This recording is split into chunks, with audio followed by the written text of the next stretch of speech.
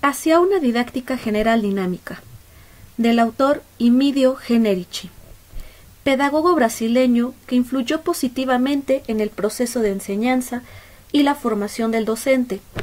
Su gran obra maestra es el libro Hacia una didáctica general dinámica.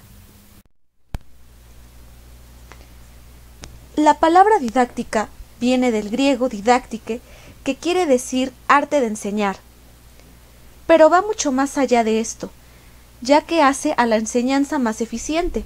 Se interesa no tanto por lo que va a ser enseñado, sino cómo va a ser enseñado.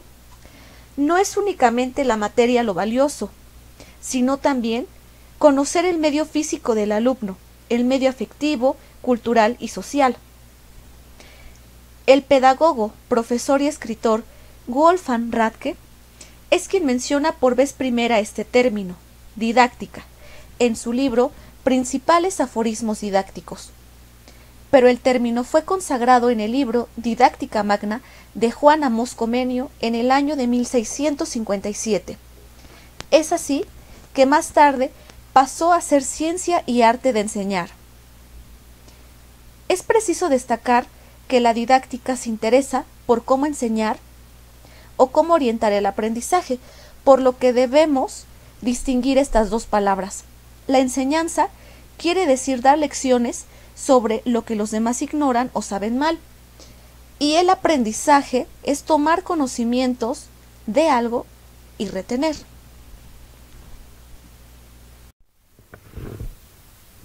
En la didáctica encontramos objetivos, bases, elementos, división, educación y profesor.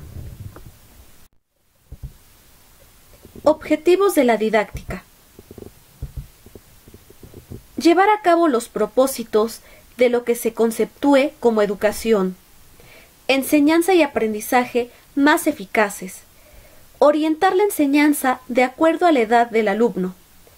Adecuar la enseñanza a las posibilidades y necesidades del alumno.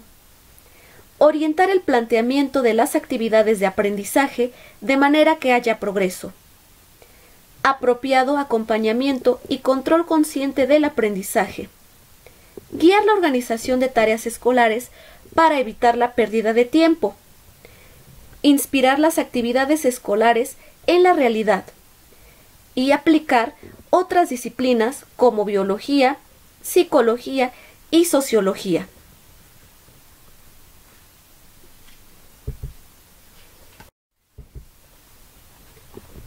Bases de la didáctica.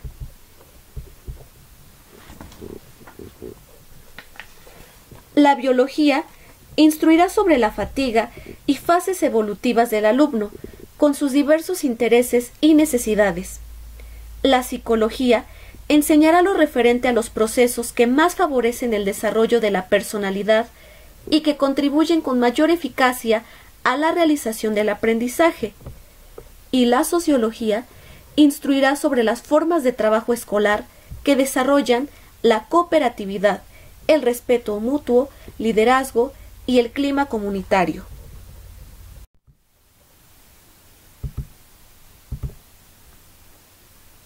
Elementos fundamentales didácticos.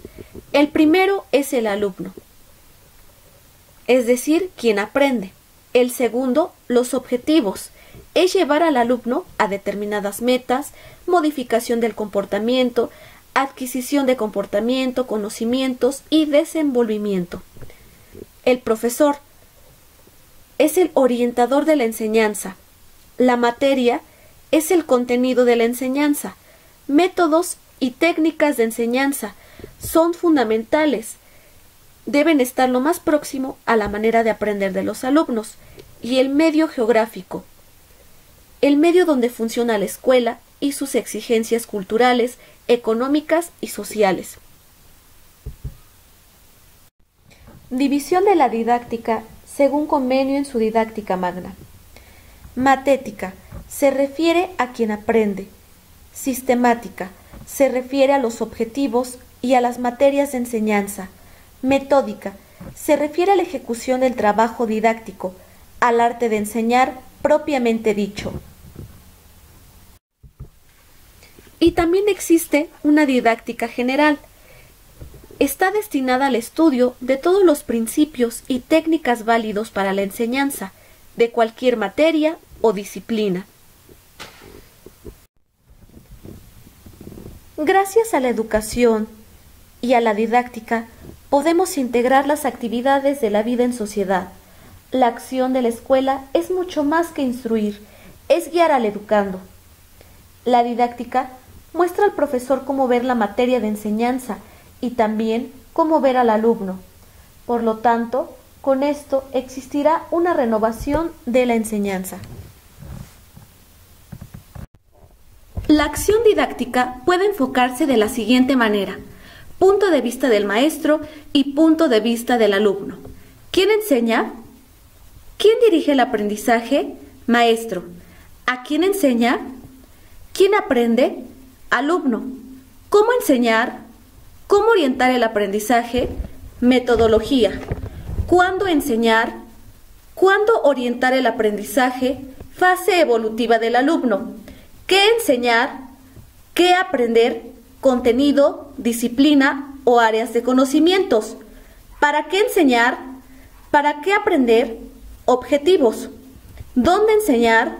¿Dónde aprender? En la escuela o en cualquier otro local que se revele más adecuado y eficaz para la enseñanza o el aprendizaje.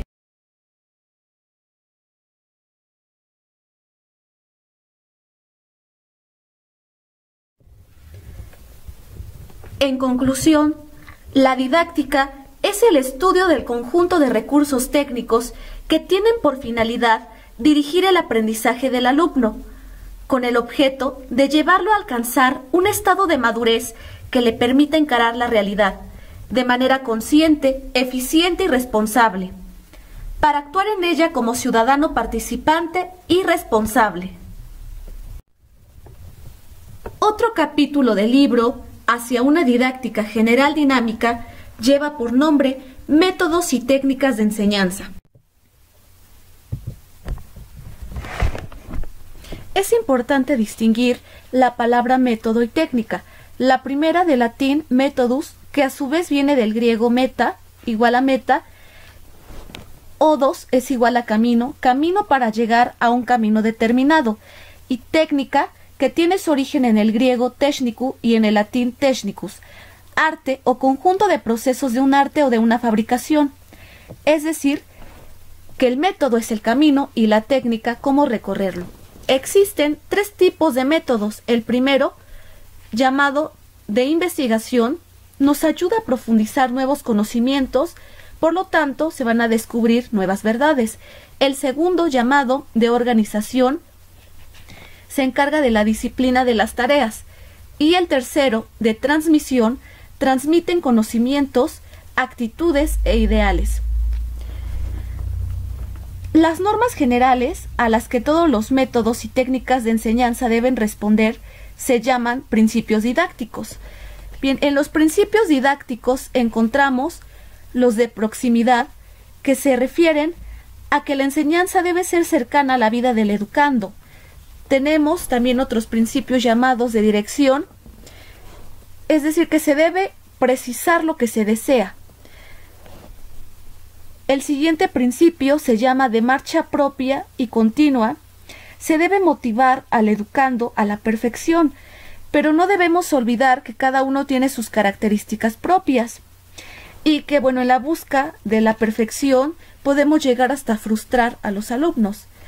El siguiente principio, llamado de ordenamiento, se refiere a que debe haber una secuencia para que sean comprendidas y asimiladas las actividades. El principio número 5, llamado de adecuación, nos habla acerca de las necesidades del educando. El principio número 6, llamado de eficiencia, que debe haber un máximo rendimiento en los estudios. Principio número 7, de realidad psicológica. Debe haber atención individual a cada alumno, respetando la edad. Principio de dificultad. Perder el miedo al fracaso y presentar retos al alumno. Principio de participación. Debe haber una actitud dinámica y no pasiva. Principio de espontaneidad. propiciar a la creatividad, es decir, que el educando sea libre. Y bueno, tenemos también el principio de reflexión, es decir, que el alumno dé su opinión, realice investigaciones. El principio de responsabilidad, el alumno debe realizar sus actividades a tiempo. Y con todos estos principios nos lleva al último, que es el de evaluación. También en los métodos y técnicas tenemos directivas didácticas. Entre estas encontramos la puntualidad, las notas, preguntas y respuestas, comunicación, las actividades lúdicas, que debemos revisar constantemente los procedimientos didácticos para no hacer las clases aburridas, ver si los alumnos son lógicos o intuitivos. Cuando un tema es difícil, el profesor debe orientar a la investigación, fomentar los debates, indicar lecturas que retroalimenten la materia. Y tenemos también el plan de acción didáctica, también llamado o estrategia instruccional, que se refiere a que el plan de acción didáctica consta de 3 momentos, que son el planeamiento, que son métodos y técnicas, el escalonamiento, secuencias de las tareas para aplicación de los métodos y técnicas, y la ejecución.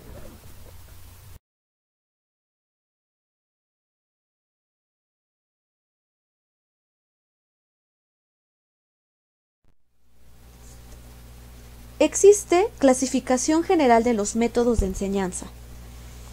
Primero, los métodos en cuanto a la forma de razonamiento se dividen en método deductivo, inductivo y analógico. Primero, método deductivo, de lo general a lo particular. Segundo, método inductivo, conocer el principio general que los rige. Tercero, método analógico, es hacer comparaciones para llegar a una conclusión. Segundo, los métodos en cuanto a la coordinación de la materia se dividen en método lógico y método psicológico. El primero, el lógico, es presentar los hechos de manera ordenada. El segundo, método psicológico, motivar al alumno conociendo su edad e intereses. Tercero, métodos en cuanto a la concretización de la enseñanza se dividen en método simbólico o verbalístico y método intuitivo. El primero, el simbólico o verbalístico, es utilizar el lenguaje oral y escrito para la clase. Y el segundo, intuitivo, es tener a la mano las cosas tratadas o sustitutos. Por ejemplo, ir a un museo durante una clase. Cuarto, métodos en cuanto a la sistematización de la materia. También tenemos una división. En primer lugar, métodos de sistematización y en segundo, método ocasional. Los primeros, método de sistematización rígida, cuando la clase no permite flexibilidad, y semirrígida, se permite cierta flexibilidad. Segundo, que es el método ocasional, es tratar algún tema que haya sido traído a colación por los alumnos. Quinto, los métodos en cuanto a las actividades de los alumnos se divide en método pasivo y método activo. El pasivo son los dictados, preguntas, lecciones y exposiciones, y el activo son discusiones, técnica de problemas, de proyectos, trabajo en grupo, argumentación e interrogaciones. Sexto, los métodos en cuanto a la globalización de los conocimientos se divide en métodos de globalización, método no globalizado y método de concentración. El primero, de globalización, abarca diversas disciplinas. El segundo, no globalizado, también se le conoce como de especialización porque no tiene articulación con otras materias. Y el tercero, de concentración, también llamado método por época, es cuando se le dedica más tiempo a una materia. Séptimo, los métodos en cuanto a la relación entre el profesor y el alumno. Se divide en método individual, método individualizado, método recíproco y método colectivo.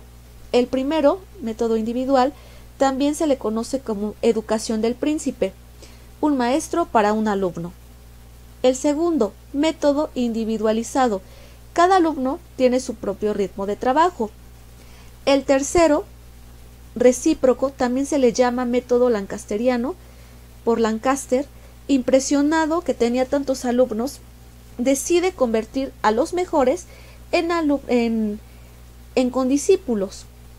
Y el último, el método colectivo, un profesor para muchos alumnos. Octavo, los métodos en cuanto al trabajo del alumno. Se divide en método de trabajo individual, método de trabajo colectivo y método mixto de trabajo. El primero, que es de trabajo individual, es decir, va a haber tareas individuales. El segundo, que es de trabajo colectivo, cada alumno realiza una parte del trabajo para formar uno solo. Y el último, llamado mixto de trabajo, hay actividades tanto individuales como colectivas. Noveno, los métodos en cuanto a la aceptación de lo enseñado. Se divide en método dogmático y método heurístico. El primero, dogmático, el alumno solo observa lo que enseña el profesor, absorbe y calla, porque supone que lo que dice el maestro es verdad. Por el contrario, el método heurístico, del griego eurisco, que significa yo encuentro, el alumno investiga, comprende antes de aprender. Y el décimo método y último, en cuanto al abordaje del tema estudiado, se divide en analítico y sintético. El analítico, es separar todas las partes para comprender. Y por su parte, el sintético es unir todos los elementos para formar un todo. Tenemos también sugerencias de acción metodológica, como motivar, realizar actividades grupales, que el alumno capte sus responsabilidades, trabajos libres, observación de fenómenos conocidos y desconocidos, formular problemas, realizar comparaciones, investigar dificultades. Existen métodos de enseñanza individualizada y de enseñanza socializada. Primero vamos a ver los de enseñanza individualizada.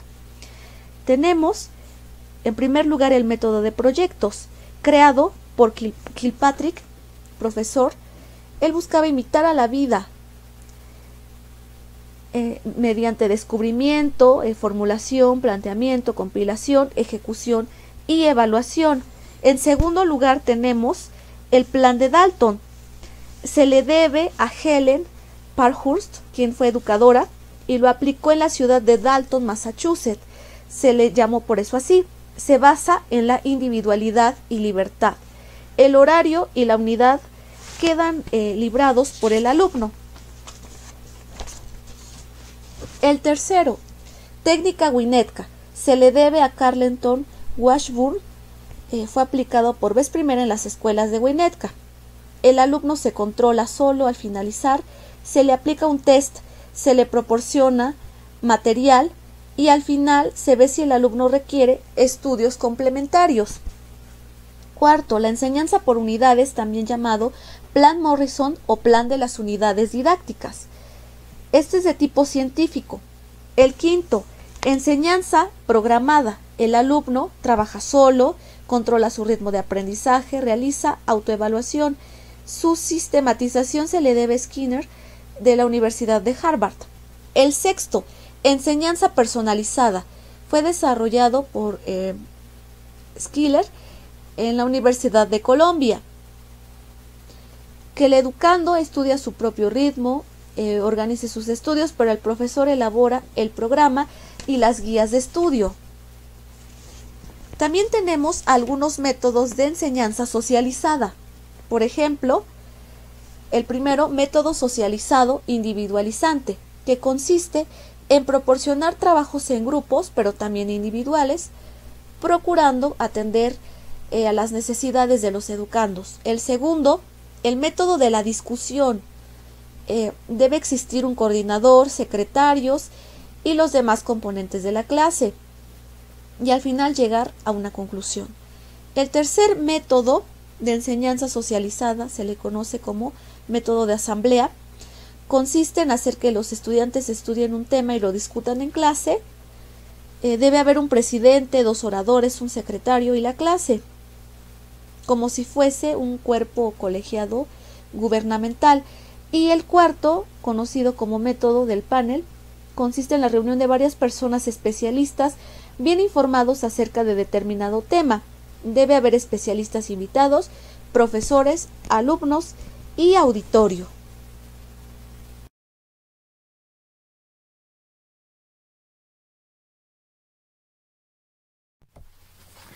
A continuación, veamos las técnicas de enseñanza. Técnica expositiva consiste en la presentación del asunto, desarrollo, síntesis y conclusión.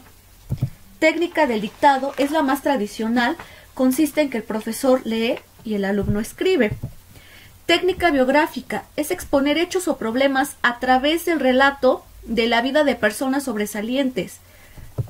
Técnica exegética es lectura comentada. Técnica cronológica también recibe el nombre de genética y se utiliza sobre todo en la historia.